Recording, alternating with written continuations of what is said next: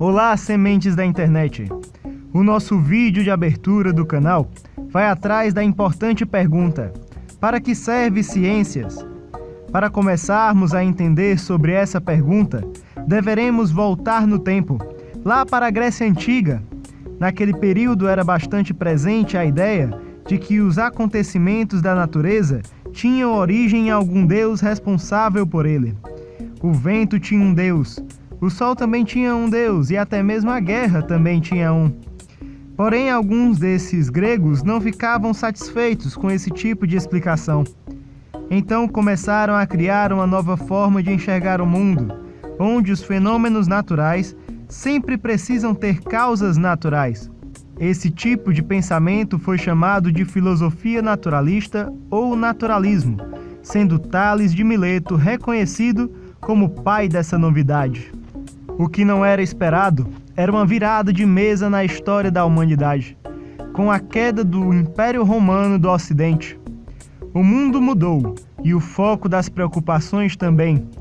Na Idade Média, principalmente no seu início, o interesse maior dos pensadores não era entender a existência na Terra, considerada passageira, mas nosso caminho aos céus. Mas esse tempo passou e precisou do esforço de pessoas que são reconhecidas como grandes nomes da nossa história, como Descartes, Francis Bacon e Galileu.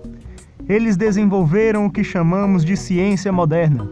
O seu principal fundamento era de que tudo poderia ser duvidado, mas a dúvida exige que você vá atrás de testá-la.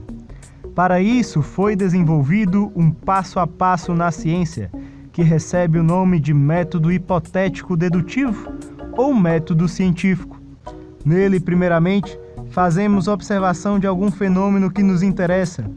Com isso surge alguma dúvida, que exige que elaboremos uma pergunta, talvez a fase mais difícil.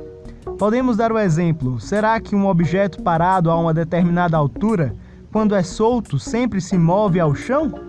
Então corremos atrás de pesquisar e ler se alguém tentou responder ou falou algo sobre a mesma pergunta que a nossa.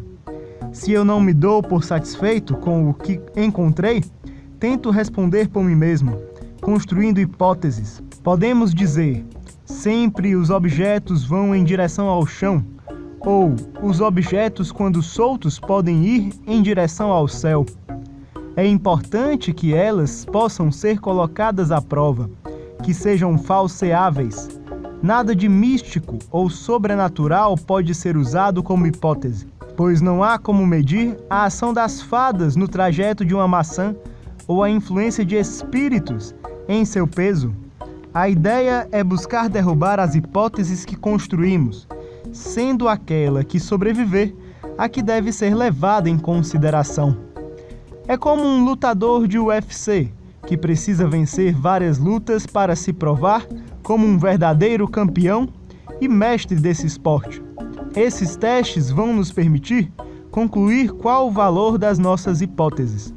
Feito tudo isso e descoberta uma coisa nova, para o bem da humanidade e avanço das ciências, buscamos divulgar o que descobrimos para que mais pessoas saibam desse novo conhecimento.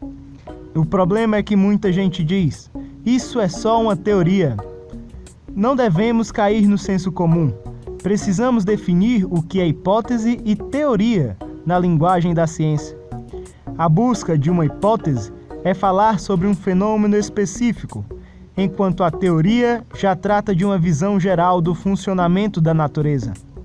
Para o surgimento de uma teoria, são necessárias várias hipóteses testadas e validadas.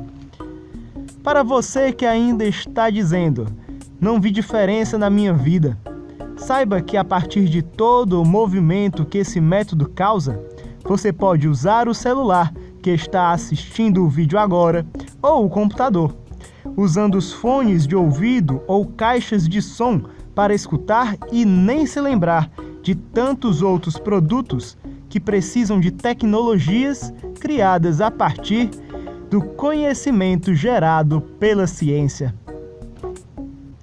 Se gostou do vídeo, dá like e se inscreve no canal e nas outras redes sociais. E se quiser, continue pesquisando na internet, em vídeos e livros, para sempre saber ainda mais. Mas espero já ter te dado uma mão em ciências.